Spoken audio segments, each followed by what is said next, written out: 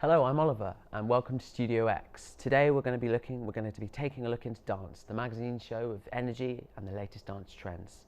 Dance has been a natural part of our human culture for thousands of years. Whether it's a modern day performance or an ancient ritual, it serves as a form of expressionism and storytelling. Every culture has its unique dance that reflects its history and its traditions. Featuring today, we'll be having a special guest with us, Orla Hines. Thank you so much for joining us today. Why don't you introduce yourself? Hi, my name's Orla. I'm in my graduating year at Dance Walk Studios, and I've been dancing for 14 years. Wow, it's quite a while. Yeah. Well, it's wonderful. Could I ask you, what made you want to start dance? Did you have a pinnacle moment, or was it over a long period of time? Well, I was put into dance when I was 6, but funnily enough, it wasn't actually my long-term aspiration. But I moved to a performing arts school at age 14. Oh, right. It was very High School Musical fame, and that's where I fell in love, to be around like-minded people, to be dancing every day, music constantly. It was, I was living the dream. Wow. To a bit of a cliche, but yeah.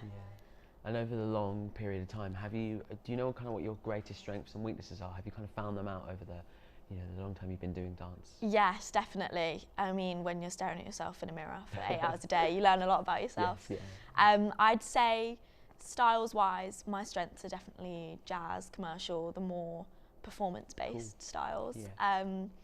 Ballet is a sticking point for me. It's a tricky one. Tricky one, yeah. But I do love it. It's, yeah. Yeah, well, I suppose it's good to have, a weakness that you still do really enjoy. Yeah. Because then, that's good. Absolutely. You're enjoying pretty much everything. It's amazing. But however, before we continue further, we're going to take a short break, so stay tuned.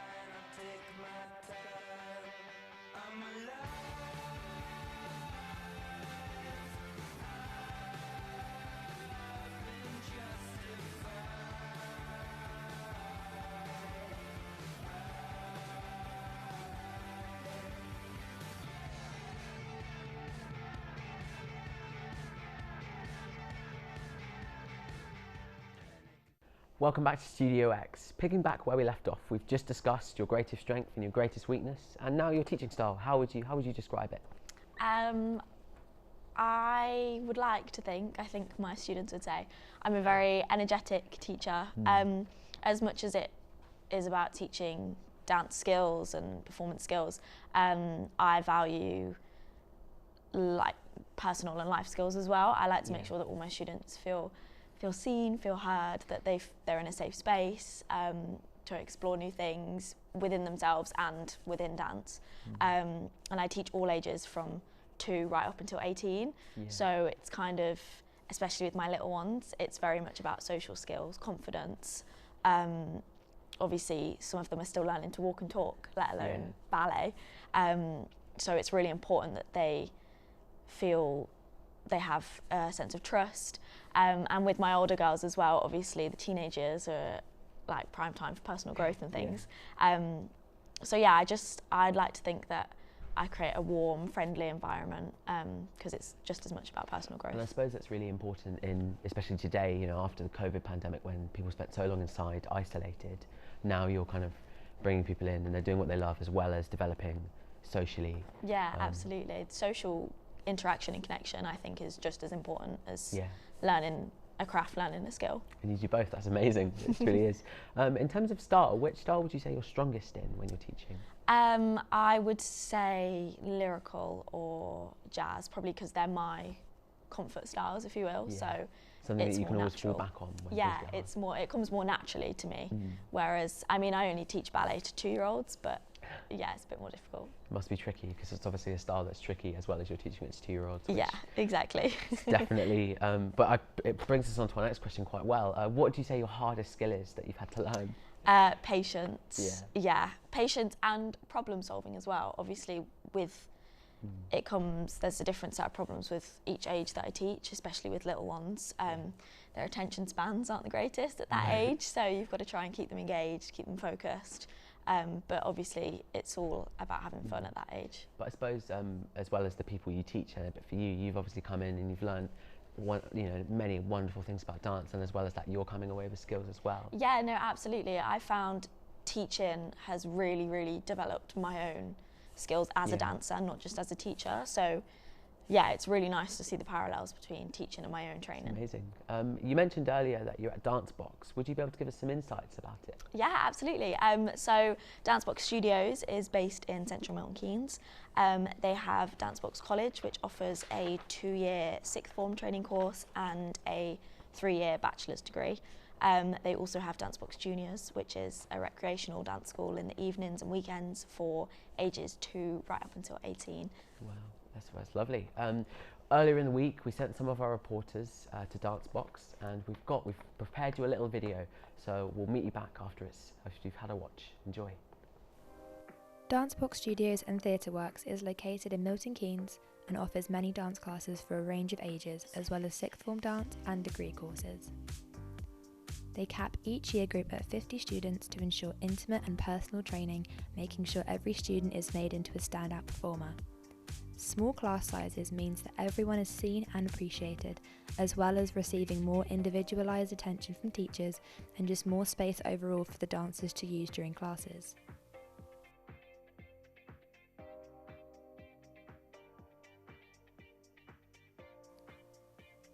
For sixth form dance, levels 2, 3 and 4 courses are available for students to take, and a variety of dance styles are covered throughout the course, such as ballet, jazz, commercial, Latin, tap and many more.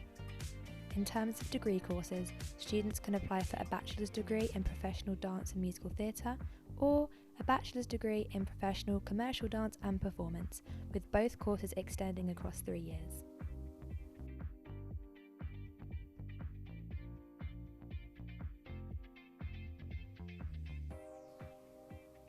Students at Dance Box also get a chance to involve themselves in various opportunities such as events like Move It, Can You Dance, Christmas and summer showcases, which is a great way to perform to the public and get noticed by other people in the industry.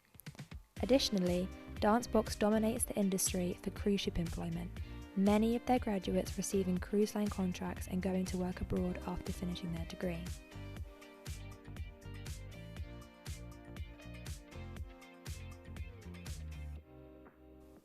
As well as cruises, they possess connections within the cabaret and musical theatre industries as well, meaning that with their abundance of contacts and specialised training with industry professionals, Dance Box is a great launchpad for a dance career.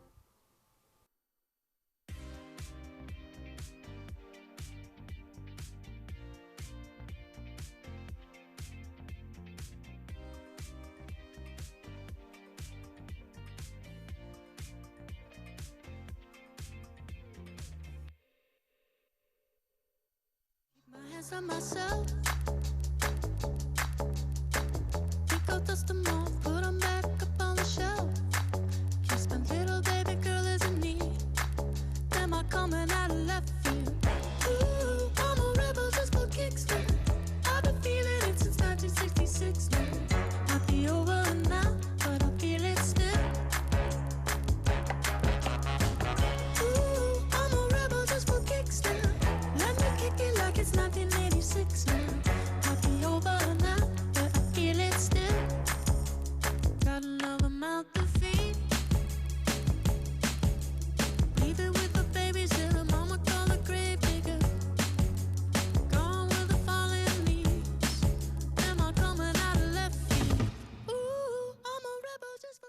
And we're back after the ads. I really hope you did enjoy our dance box video from earlier.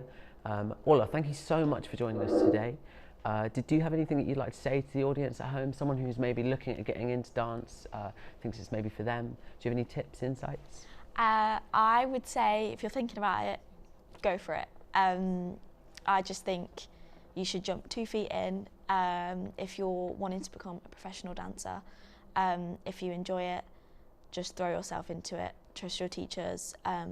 Yeah, just put your all into it, and it'll pay off. That's lovely. It's really lovely advice. Thank you so much for joining us today, Ola. We'll now be looking at an interview with another special guest, so stay tuned. Thank you so much for being part of the show. So what can you, if you don't mind telling us, what is it exactly that you do? Like, what does your job entail? Okay, so my job title is choreographer, traveling choreographer. I am in charge of 8 cruise ships and between 5 and 7 production shows that go onto those cruise ships. That sounds really good. How did you? Yeah, go on. How did you like get into that? How did you start? Gosh, well, okay, so I started. My first job as a dancer out of dance college was on a cruise ship, so I suppose that's where I got the taste for it. But I always wanted to get into choreography since I was young. Since I'd say around 10 years old, I kind of knew that I wanted to do that. Oh wow. Okay. Yeah, so I was a gymnast when I was younger, between 5 and 12. My mum took me to ballet lessons when I was about 8 to help with grace and, elegance. And then as I kind of got closer to 12, I decided that was what I wanted to do. I didn't like doing gymnastics anymore. I wanted to be a dancer. When as I said before, when I was 10, I kind of made the decision. I saw Gene Kelly on the TV and decided that I wanted to dance. And then from there, I just trained, did a lot of hours a week. Some days as well, all day long.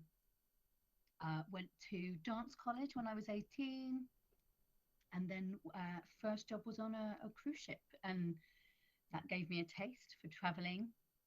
And also, on cruises you have lots of different shows, so there is a lot of scope to choreograph in lots of different genres, styles.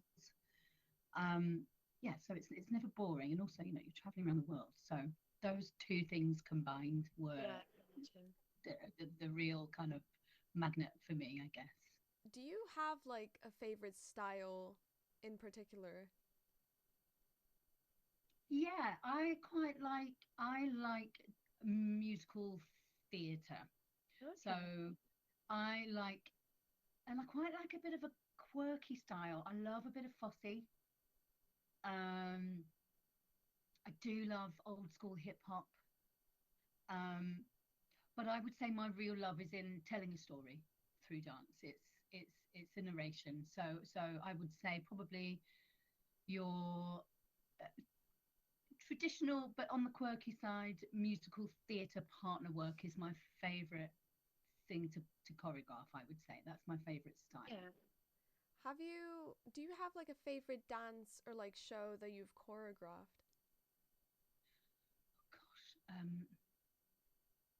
yeah, there's been a few. There's one, it kind of in that really old school jazz. We did a show on a cruise ship called That's Life, and it was all big band music. So that was very much old school musical theatre jazz style. So that was one of my favorites. We did another show as well. We did a rock show called Can't Stop the Music, and that was fun because that was all high energy rock. So it's like very upbeat and it just gets everyone going. Yeah. I do enjoy contemporary as well. I wouldn't say it's particularly my forte, but every now and again when I get a contemporary piece to choreograph, I think if I was choreographing it all the time, I think I would honestly run out of ideas. And I'm not trained enough in that style or genre either to do it absolute justice. But every now and again, when I get a contemporary piece to do, I love that too. About your job as a whole, so not even just the like the choreography aspect or the traveling aspect, just thinking of your job as a whole, what would you say is your favorite part? Well, I'm doing it right now, actually. Quite like the planning part. I like all the research. I like getting on YouTube, and if I know I've got certain songs in a show, I'll get on YouTube and find lots of different versions of that song to give me inspiration. I'll see what other people have choreographed and see if any, and sometimes that kind of piques my inspiration as well. Um, I kind of put their positions on stage. Oh, okay. And then I do like a little stick man. You can see up at the top there. Oh, That's Oh my that god. movement is a retire. It's a partner work thing for the girl. It's like a samba cha cha um, salsa kind of hybrid that I'm choreographing at the moment for a purely dance show that we're doing. It does have singers as well, but um, oh god, and then the counts. oh wow. Wow. um, yeah, more stickmen. I do think it's really My cool how different dance teachers write things down differently for them to oh yeah, remember it, because everyone remembers things so differently. So you could be writing down the names for moves, but other people could draw it out. Other people could write down specific like bits in the music where they correlate things to. Like it's all so different. What is something you'd recommend to people wanting to get in the industry, whether it's they could be wanting to get into it as a dancer, as a choreographer, as just anyone wanting to break into the dance industry? What is something you'd recommend to them? Or any tips it or any advice? is to work your absolute hardest. Um, you're going to have bad days. You are going to have bad days, and there's going to be times when you won't get that audition, you won't get that job, and you've got to develop a thick skin and just keep going and try everything. Like push yourself. Like I used to go to commercial hip hop classes. It wasn't. I loved doing it. It wasn't really my forte, but I would make myself go to them at Pineapple so that I had that experience and I had that way of moving in my body, which I knew was going to help with choreography later on. Um, so try everything, work hard, don't give up. Oh, yeah, thank you so much. That's really, it's really inspiring. It's really been great to hear from you. Thank you. We cannot appreciate enough how much it means to us. Now back to the studio. Our reporters Alyssa and Teddy and EG for being a special guest. We found out so much information about dance and the dance industry, and it was really wonderful. I've been Oliver, I've been your host. This has been Studio X, and we do hope you enjoyed. We'll see you next time. Bye bye.